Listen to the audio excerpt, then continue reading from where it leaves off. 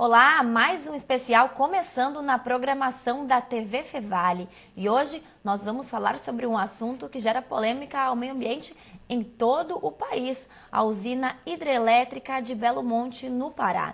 E nosso convidado de hoje é o doutor em Ciências Biológicas e também professor de doutorado em Qualidade Ambiental aqui da Universidade José Galizia Tundizi. Olá, professor, tudo bem? Tudo bem, Bruno. Bem, um assunto que gera muita polêmica, não digamos somente no Brasil, mas em todo o mundo, né? A construção da usina hidrelétrica de Belo Monte. Enfim, uma das maiores obras, né, do PAC. Faz tempo que gera muita polêmica este assunto. Esse assunto, na verdade, vem gerando polêmica há muitos anos, porque eu tenho acompanhado a construção de Belo Monte desde 1980. Que é quando se estuda. Se estudou o rio Xingu e se propôs uma represa que se chamava Cararaú, que ia inundar 6.000 quilômetros.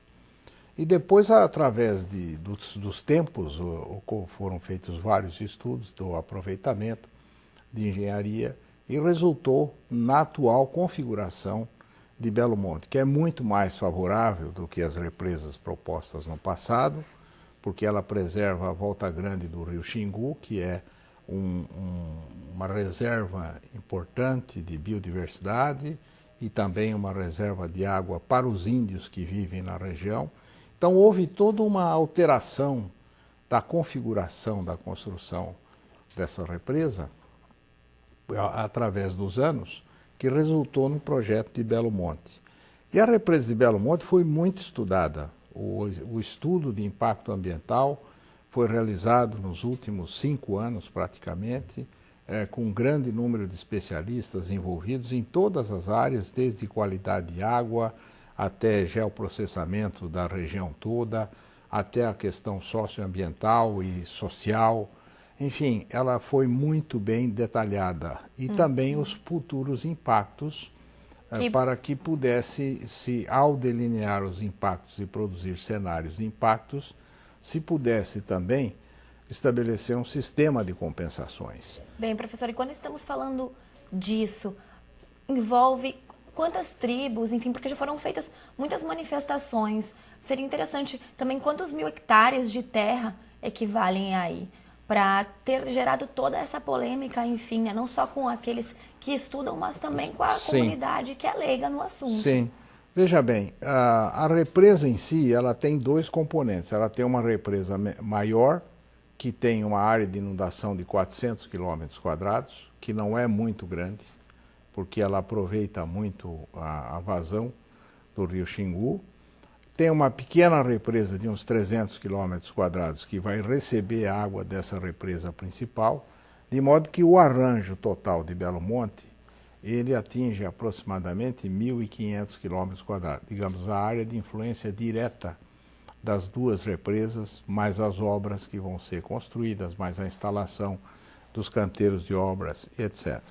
Isso foi muito, digamos, reduzido ao longo do tempo, porque na primeira proposta, como eu lhe disse, quando era ainda Cararaú, a inundação era de 6.000 quilômetros quadrados. Sim. E o impacto ia ser muito grande. Então, veja, esse volume, esta área toda que envolve a construção de Belo Monte e a área de influência direta do reservatório, ela tem um papel muito importante porque as represas, elas podem ser usadas para estimular o desenvolvimento regional. Com certeza, sim. Então, com as compensações que foram colocadas na construção da barragem, foi feita uma série de exigências para o empreendedor para fazer infraestrutura, estradas, hospitais, escolas, enfim, todo um arranjo de infraestrutura, né?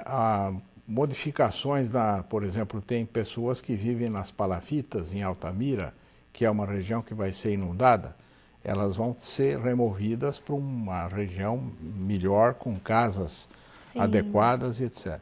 Então, todo esse conjunto de condicionantes, mais os impactos positivos produzidos pela própria construção, né, vai gerar, no mínimo, 20.000 empregos, vai dar outra estrutura econômica para a região.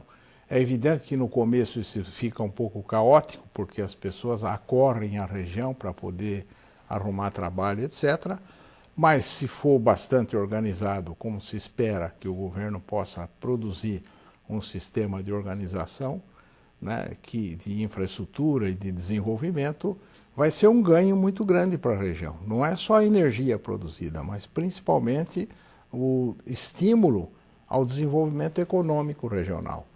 Bem, a usina, inclusive, né, a segunda maior do país após exatamente, a Itaipu. Após a Itaipu. E veja, o importante nas questões relativas a represas, a reservatórios, é você ter condições de fazer um balanço entre os impactos positivos e os impactos negativos. Sim. Eu já fiz isso para muitas represas no Brasil. Qual é a relação entre os impactos positivos e os impactos negativos? Na maioria delas, a não ser algumas exceções, os impactos positivos sempre preponderaram, porque eles foram justamente na direção de melhorar a infraestrutura regional, produzir energia, que é fundamental para o país que está em crescimento econômico, né? E, ao mesmo tempo, produz uma alternativa de energia mais limpa. Você vê, se não construir Belo Monte, nós vamos precisar de 10 termoelétricas para gerar a mesma energia que Belo Monte. Isto vai produzir um grande volume de gases de efeito estufa para a atmosfera, porque nós vamos usar combustíveis fósseis para essas termoelétricas. E a energia eólica não seria uma boa opção? É outra alternativa, né? O Brasil que já tem mais de 7 mil quilômetros, enfim, de costa. É, não há dúvida que essa é uma outra opção. Então, se você combinar a matriz energética brasileira, que ainda é preponderantemente hidrelétrica, mas com novas possibilidades, por exemplo, no estado de São Paulo, se usa o bagaço da cana-de-açúcar após a extração do açúcar e do álcool. Sim. Se usa para a própria manutenção da planta de produção de álcool e de açúcar, como combustível. Então, essa é uma possibilidade. Também existem depois a energia eólica, depois a energia solar, que pode ser usada para alguns empreendimentos com bastante sucesso e mesmo residências, de modo que, combinando esses processos de geração de energia, nós vamos ter um ganho bastante importante para